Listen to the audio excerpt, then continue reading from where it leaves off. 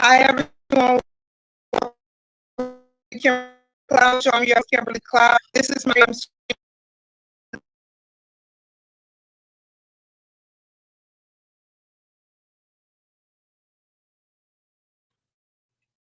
I am just tune in because they're about to do a live event with me on the cameras. So I'm going to turn it around and I'm going to show y'all exactly what I'm saying. This is the cameras.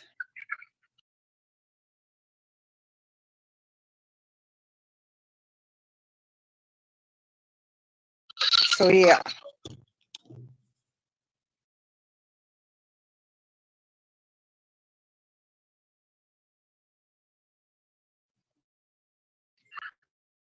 Hi, Robinson. Hi, Mr. Ronald Sinclair.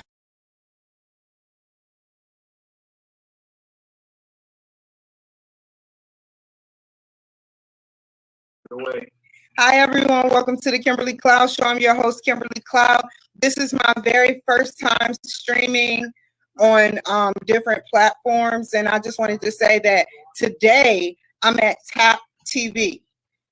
I am so grateful and so happy. And I just wanted to tell y'all, just tune in because they're about to do a live event with me on the cameras. So I'm going to turn it around and I'm going to show y'all exactly what I am saying. This is the cameras. So yeah. So hi, Ronald Sinclair. Hi, Mr. Ronald Sinclair. How are you doing today? Hey, much better now that I'm talking to you. Okay, well, tell me. Thank you for joining my show for a second time. I would like to say, can you tell me a little bit before we get started? Give me just a second. We haven't really started. Okay. Yet. Okay. You know what's going to happen is Y'all see this will go black. Okay. 60 seconds. Yes. It'll come up. Okay. And then it'll have your title. And then it'll have your name. And the minute you see yourself pop there, you're on. Thank you. Okay, and we'll start right now. And then you can talk to Mr. Sinclair and tell all your fans. Thank you, You're Bill. welcome. You were such a 30 gentleman. minutes. Thank you. You got it. All right. Well, let's get started. We'll go to black and then we'll get the ball. See, it's a wonderful being here. And just to let y'all know, this is what you see.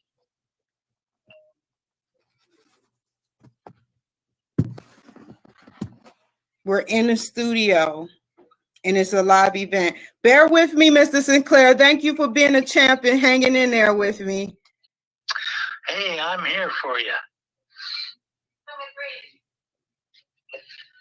Give me just a second while I want my show to go pretty good. It's about to come on, y'all. Okay.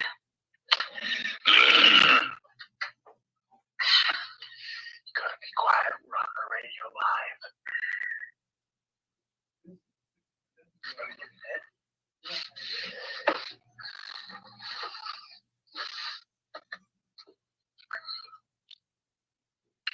What the hell? Give it just a second. Facebook, Instagram, and YouTube, okay? And Instagram and everyone out there watching. Give it just a second.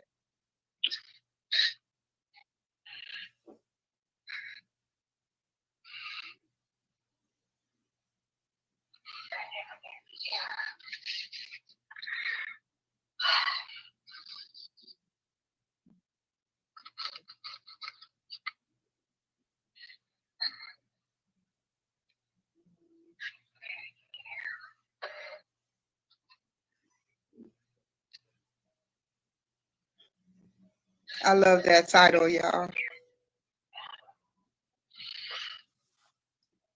I bet you we've got better weather in Phoenix than you have. Here we go. 3, 2,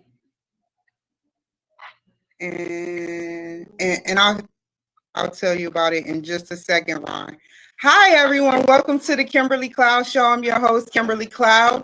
I have a special guest here. His name is Ron Sinclair. How are you doing today? I'm good. Okay, so let's dig right in. Can you tell me a little bit about your past? Well, I think there's most of it I can tell you about. Most of it I can tell you about. I'm a grandpa. I'm a great grandpa. I've got lots of kids, lots of grandkids.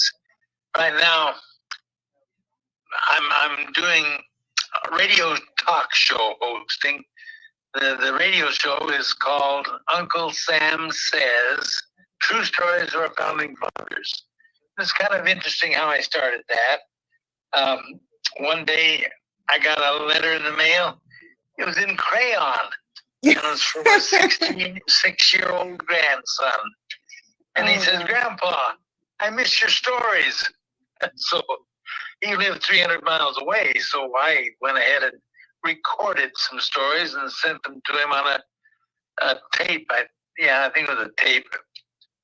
And then I started doing that for all the other grandkids too. But pretty soon I ran out of personal history stories, which is what he asked for. And I started doing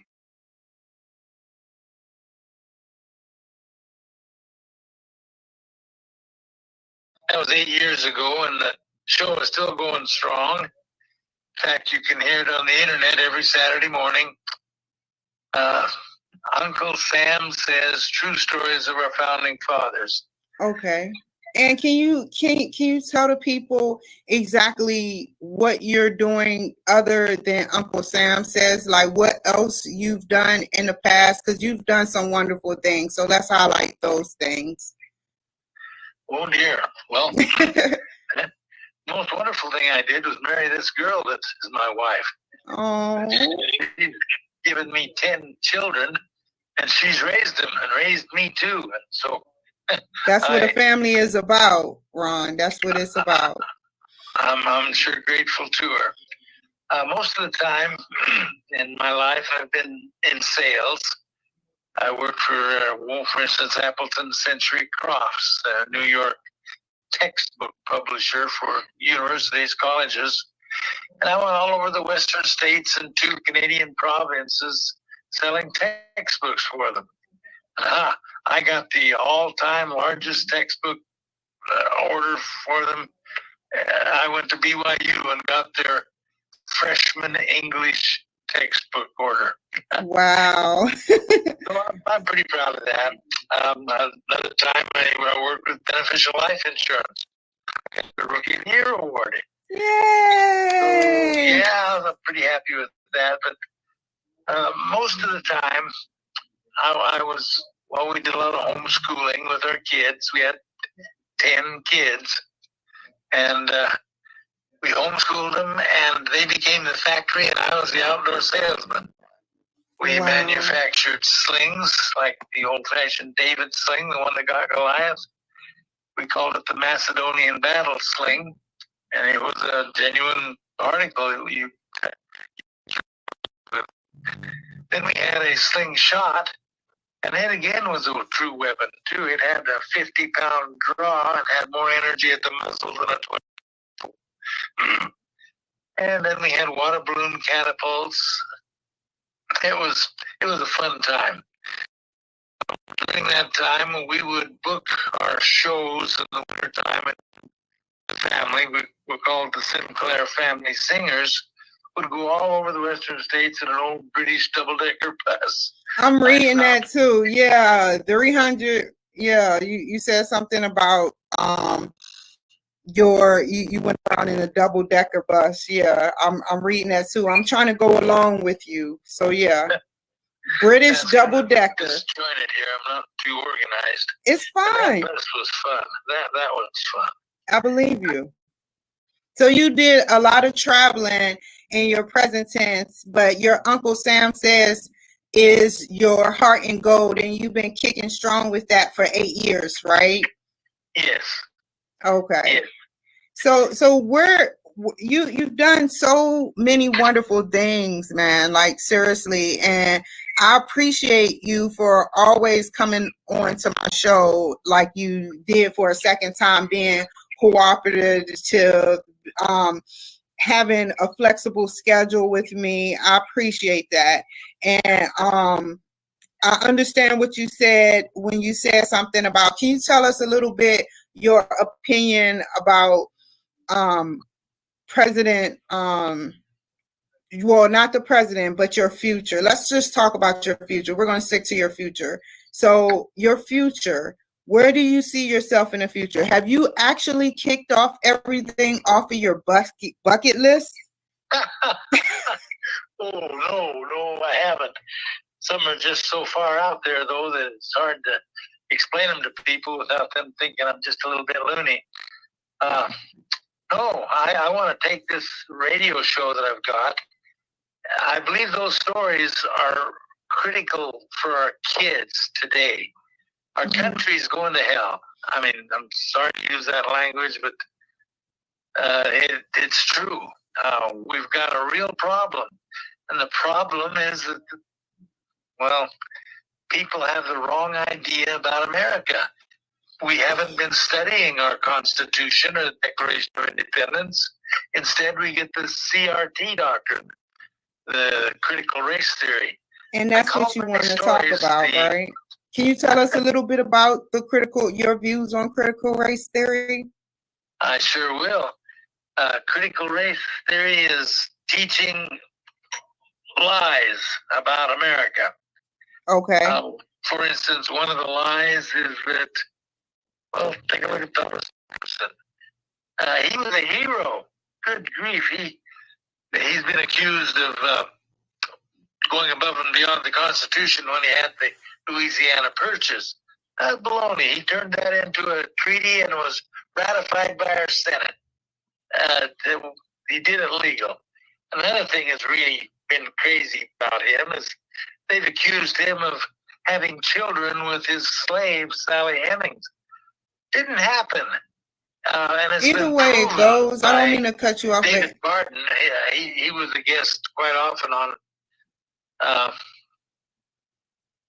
lots of radio shows, TV shows, but right. He has the Wall Builders Company down in Texas, and he got the DNA material from Sally Hemings' descendants, as well as Thomas Jefferson, and had them analyzed, and they proved beyond a doubt that he could not have been her progenitor.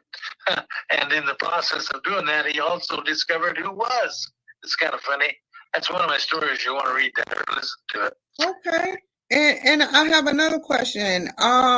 So despite, I just got a statement to make. Despite whether people are right or wrong about critical race theory, I would just say that, critical race theory is something that people should have a brief understanding about, but should not be shoved down children's throats as a way or a ticket to make them think a certain way about a certain race. That's my opinion, because everybody bleed red and blue first and then red. We bleed red, but our blood is blue. And we're all the same. We have a brain, we have everything. And it's like, that's why I like talking to people, because they bring me more into what their lives are like. And you are saying the right thing. I think critical race theory is just a way to get back, it's not, it should be another type of theory where people have a choice. This is just being shoved down children's throats. So, well, the danger is that if this is continued in our schools, the kids are going to hate each other. They'll hate their parents. They'll hate the country. Yeah. And they'll spend their time trying to figure out whether they want to be a boy or a girl. That's true. And I seen in the newspaper, it was this someone around my age. And when he was 14, he had a sex change to turn into a woman, and now he regretted. And so I'm like, those are the instances where we're saying that some things children are allowed to mature in, but some things that they need to really take their time, and it should be an age limit to figuring out if that's what you want to do and not rush into things. Well, that's true. I my goal now, in further answering your question, what am I doing now? Right now, all of my stories for the last 8 years, and plus last year and a half, I've been doing a podcast by the same name. Anyway, I've taken all of those stories and put them into one download. It turns into an 18-hour download for people, but I do it for free for them.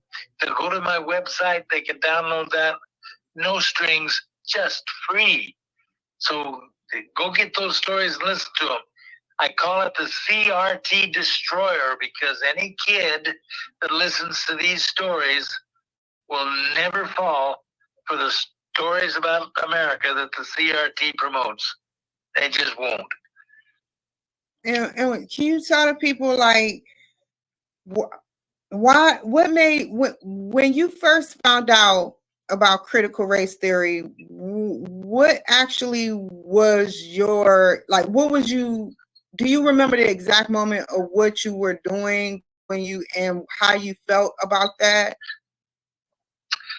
Well, pretty close. Because when I understood what they were doing, see, this is not something that's just new that's gotten a hold of this.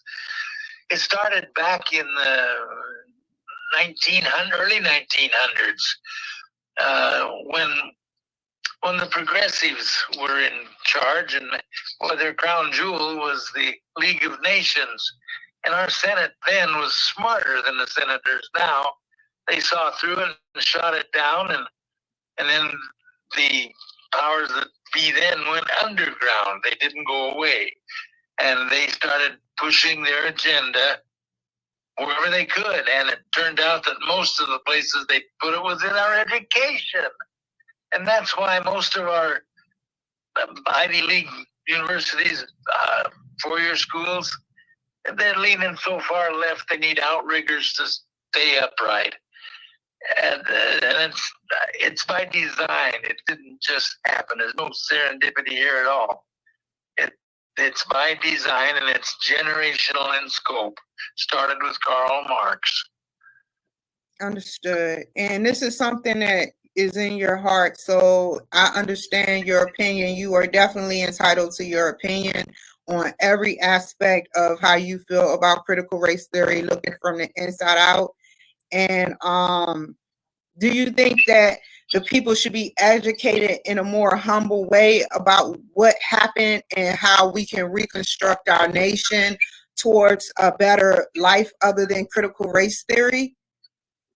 Oh, yes. President Trump, in his last Ohio rally, he went into that quite thoroughly. And we've got to start teaching people the way we've been teaching them up until around the 1950s. You find textbooks before then, and they're accurate. They talk about our Constitution and Declaration of Independence as they were. But since then, our textbooks have been changed, and our students and teachers, even when you and I went to school, I went to school in the 50s. Mm-hmm. They were starting to change our textbooks way back then. This is not something that's going to go away easy. But we've got to stand up to it, or this generation will lose our freedom.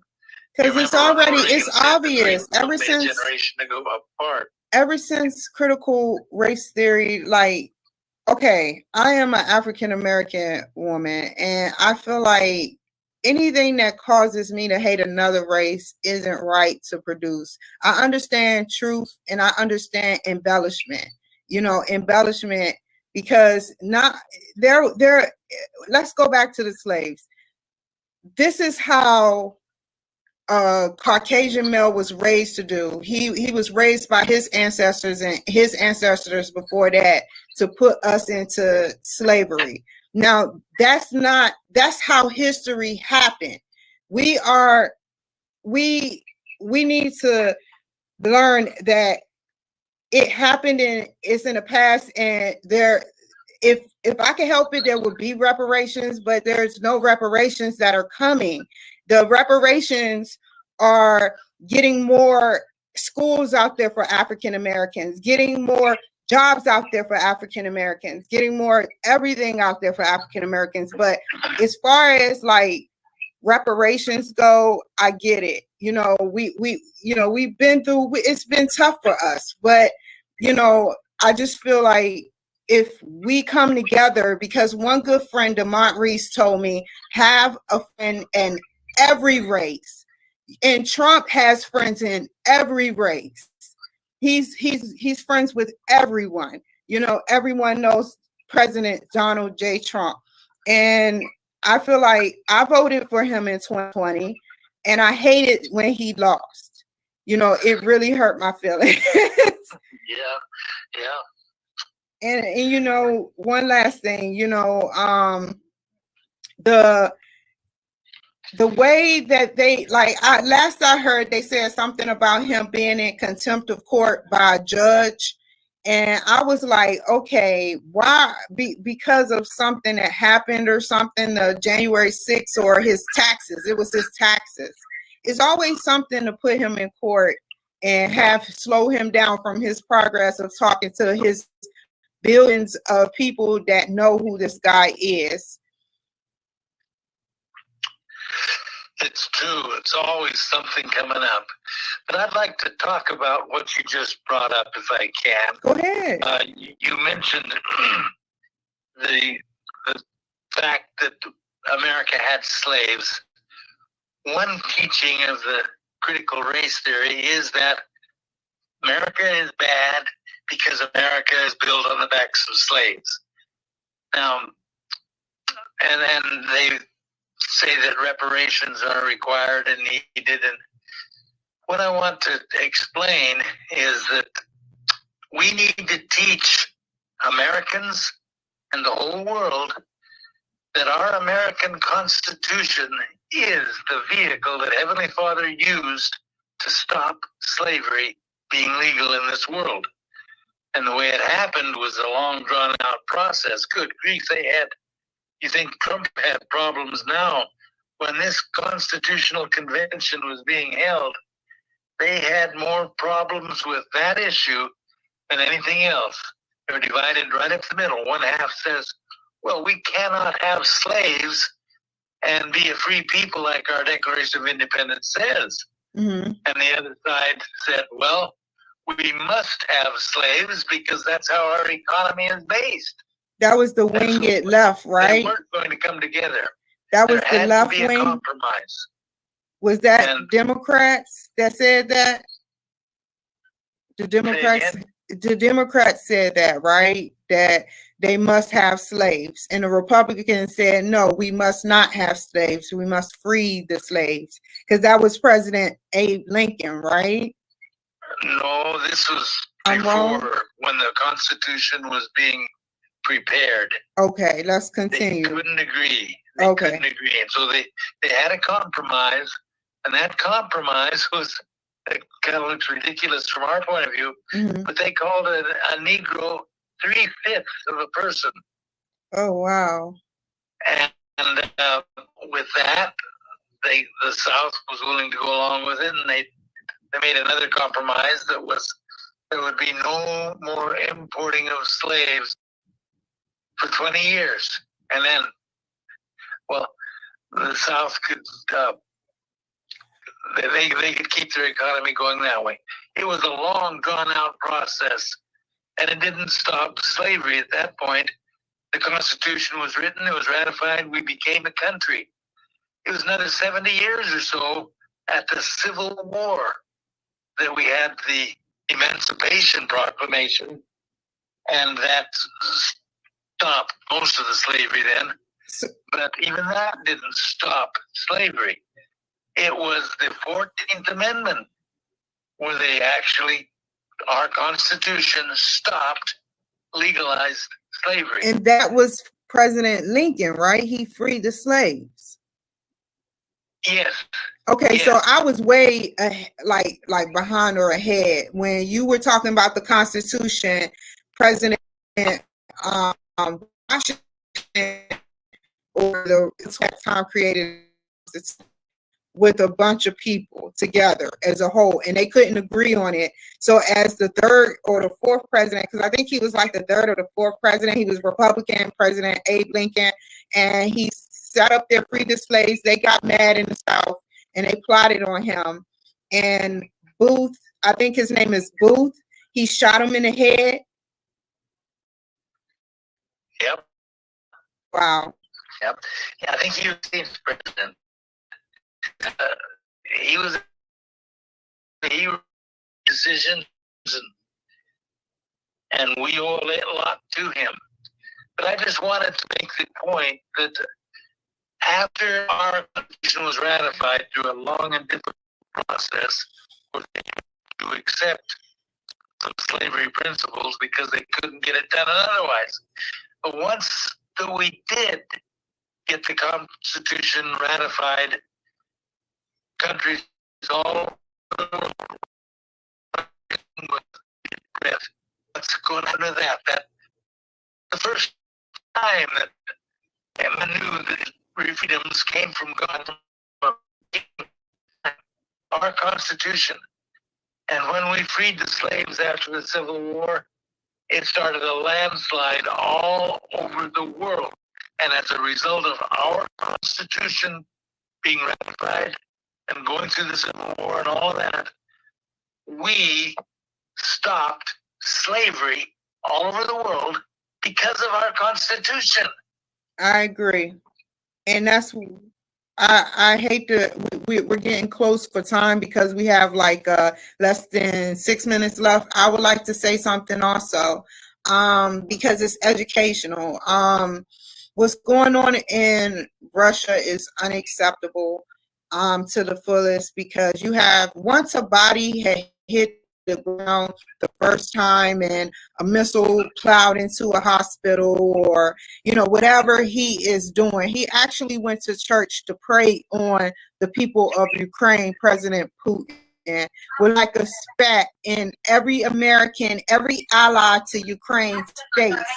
And I feel like right now, if we don't figure out a way to get him out of office, because he's already made a threat to the United States about how if we don't stop supplying, even though we're not even helping, he said if we don't stop supplying resources to Ukraine, then the consequences might be dire. What other consequences can you do other than the fact that you sat up there and you killed a baby and a mother?